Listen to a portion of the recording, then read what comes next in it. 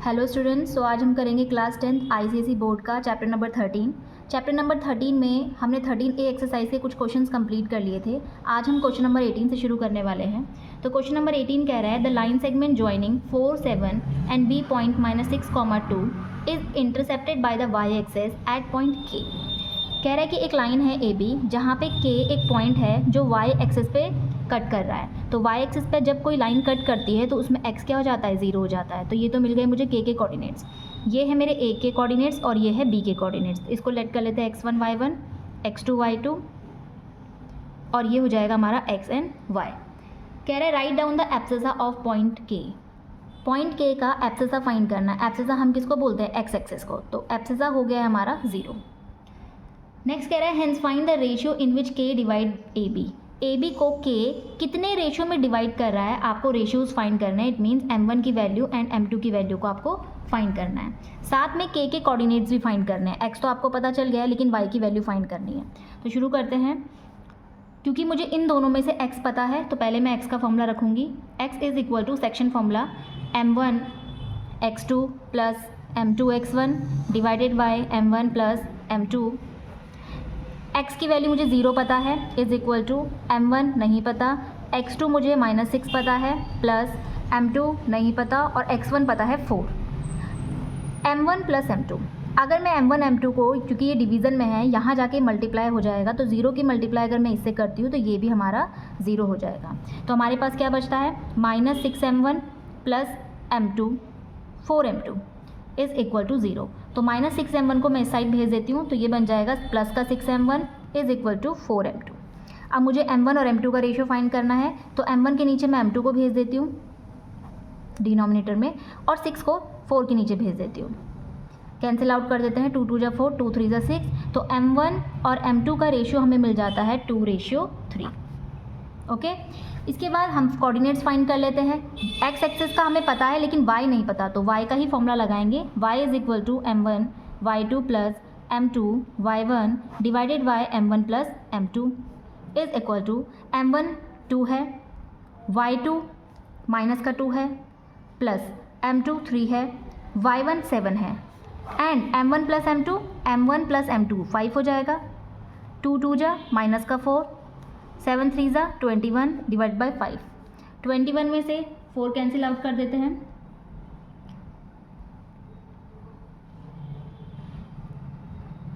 Okay, 21 में से 4 cancel out कर लेते हैं।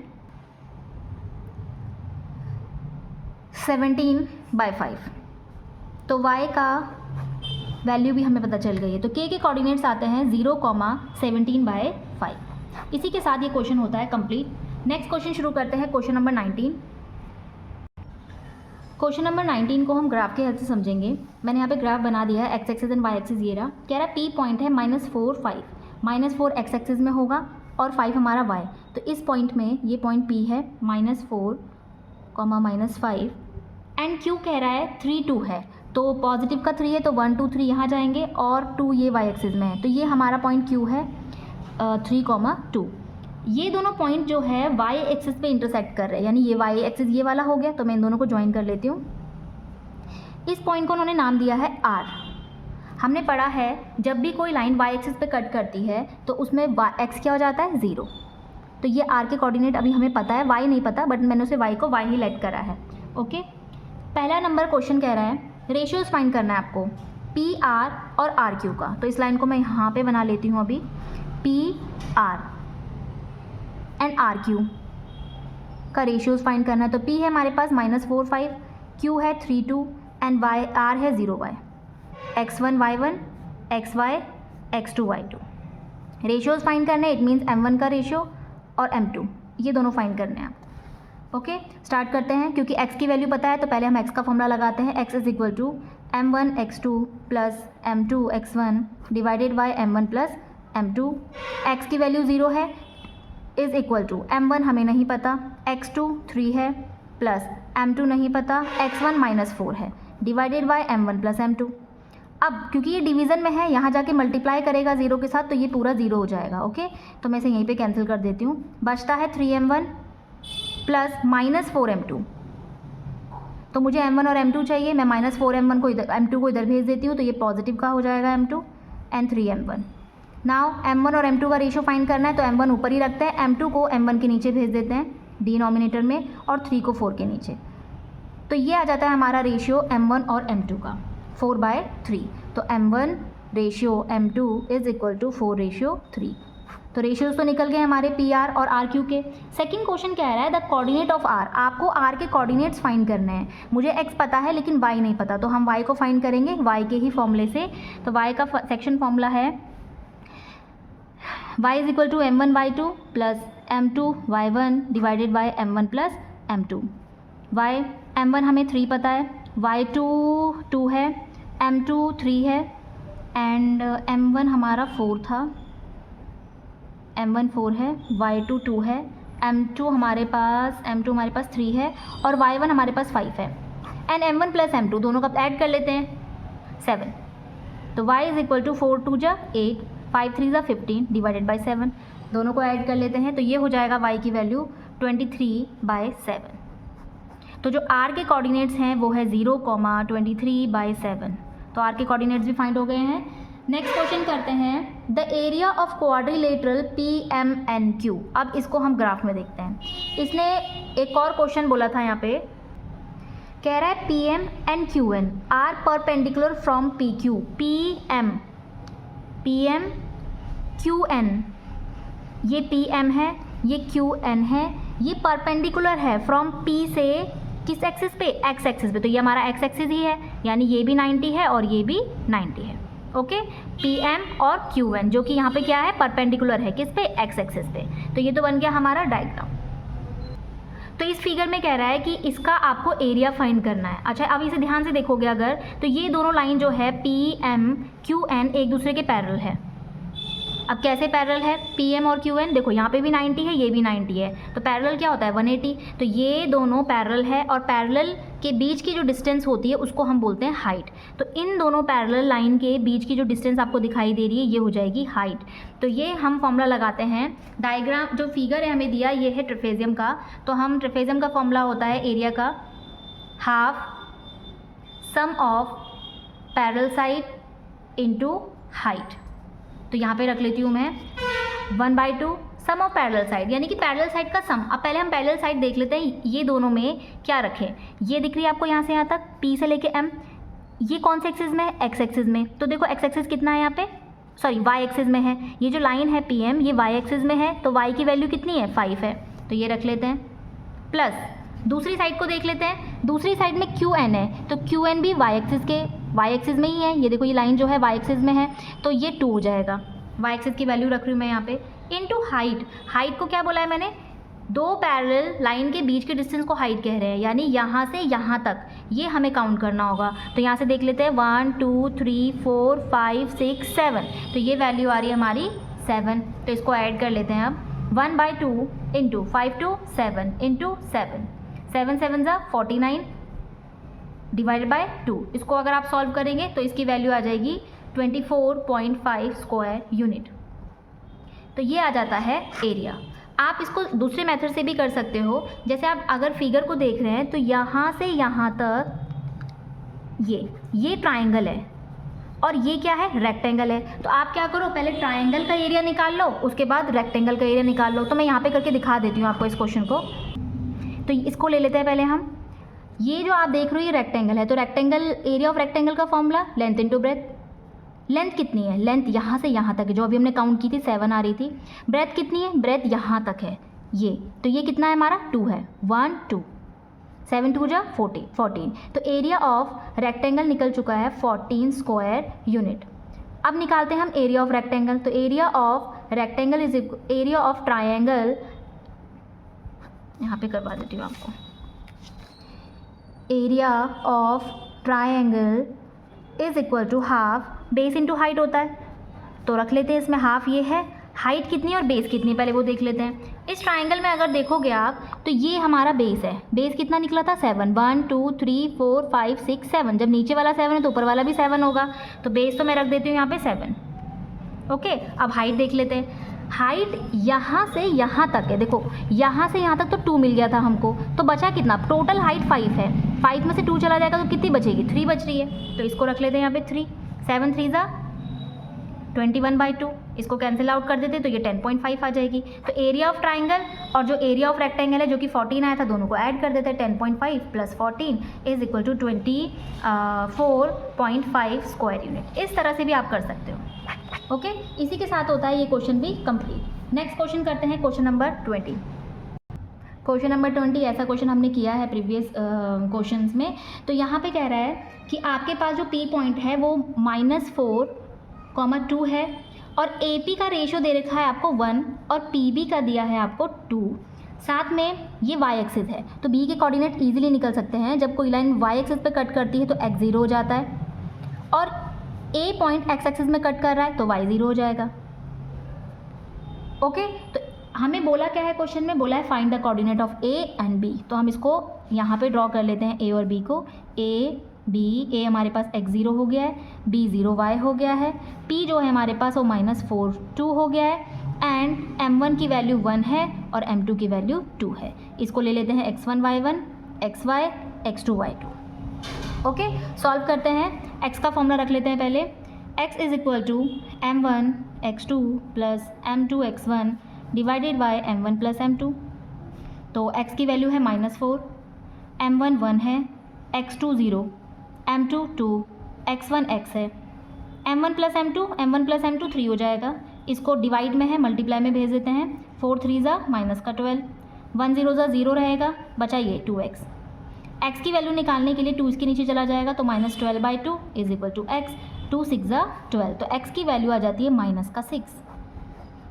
ऐसे ही हम y की वैल्यू फाइंड कर लेते हैं। b के कोऑर्डिनेट्स फाइंड करना है ना, तो b में y चाहिए हमें, तो y = m1 y2 + m2 y1 divided by m1 + m2। तो y हमारे पास क्या है, 2 है, m1 1, y2 y है, m2 2 है, y1 0, m1 + m2 3, 3 2 ज़ा 6, y1 y 2 0 ज़ा 0, इसको रखने का फ़ायदा नहीं है, तो y की वैल्यू कितनी आ गई, 6। तो यही बोला था उसने a और b के कोऑर्डिनेट्स फाइंड करो। तो a के कोऑर्डिनेट्स क्या है, x की जगह मैं -6 रख लेती हूँ, y की जगह 0। b का क्या है, b के हमारे x 0 है और y आ गया है हमारा 6। तो ये आ जाते हैं हमारे a एंड b के कोऑर्डिनेट्स। ओके, इसी के साथ ये क्वेश्चन कंप्लीट होता है। नेक्स्ट क्वेश्चन शुरू करते हैं, question number 21। Question number 21 again same question दिया है 21। Given a line segment AB, एक लाइन सेगमेंट AB है, ज्वाइनिंग द पॉइंट, जो पॉइंट है उनके A B के -4 6 8 -3 है।